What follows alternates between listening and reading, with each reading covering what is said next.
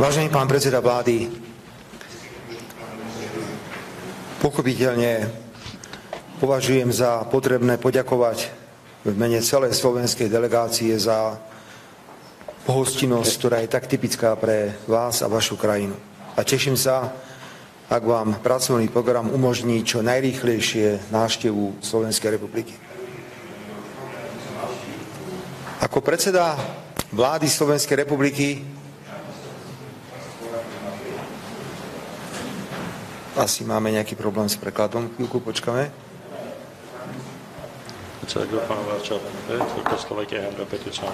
Is it okay now? Ako predseda vlády Slovenskej republiky presadzujem koncept suverénnej slovenskej zahraničnej politiky orientované na všetky 4 svetové strany. Potvrdzujem, že Európska únia a NATO sú pre nás životný priestor, ale nám mimoriadne záleží na tom, aby sme rozvíjali aj vzájomne výhodné bilaterálne vzťahy.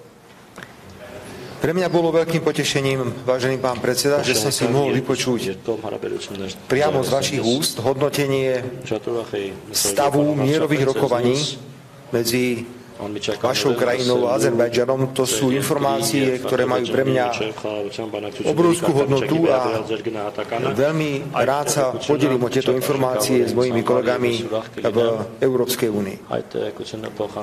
Ak dovolíte, keď sme zostavovali túto delegáciu, pokúšal som sa nájsť body, kde nás môže stretnúť v budúcnosti úspešná spolupráca.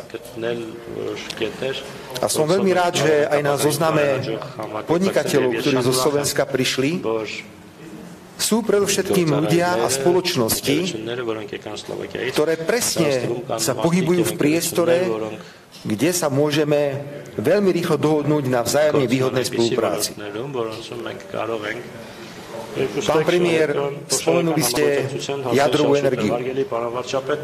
Máme rovnaké reaktory, pokiaľ ide o Arménsko, pokiaľ ide o Slovensko.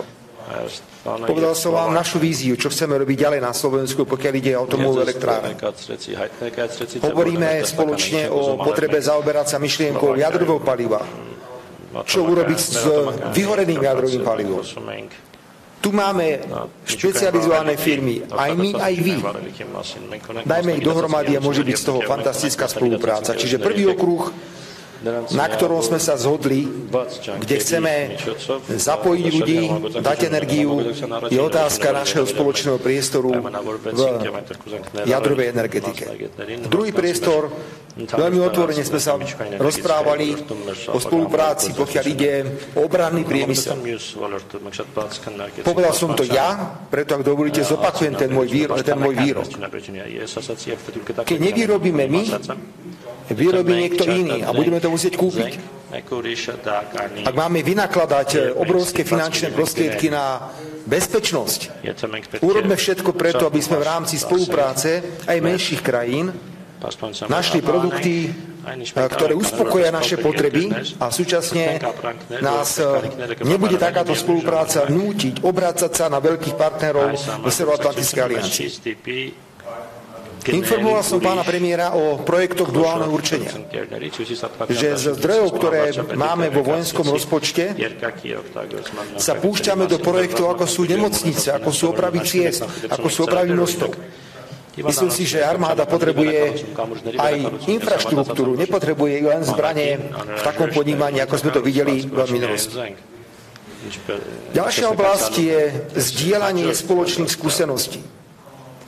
Chceme, ako ste naznačili, pán premiér, ak budete mať o to záujem, vám povedať, kde sme urobili chyby, alebo kde sme neurobili chyby v európskom priestore. Ale najmä sa teším, vážený pán premiér, že si budeme môcť vymeniť aj, ako sa hovorí v tom anglickom jazyku, the best practices. Ak teda sme prišli s niečím na území Slovenska, pokiaľ ide o verejné obstarávanie, ak sme prišli so zákonom o strategických investíciách, nepochybujem, že vy máte niečo zaujímavé pre nás, že dôjde k výmene týchto legislatív, aby sme sa poučili a nehľadali to, čo vymyslel možno aj niekto iný.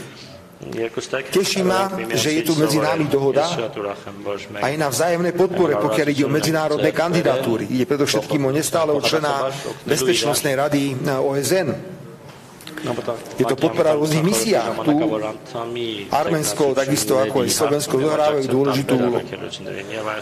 Považujem teda túto cestu, vzhľadom na to, ako sme spoločne špecifikovali oblasti, kde vieme spolupracovať, ako sme zložili obchodné delegácie, ako sme dokázali sa skoncentrovať dnes na niekoľko bodov za mimoriadne prospešnú. A ja si ešte raz vážim, samozrejme, vystúpenie na dôležitom formáte, a to je jerevanský dialog, pretože človek môže povedať veci, ktoré sa bežne nedostanú do priestoru, pretože nemáte každý medzinárodnú konferenciu.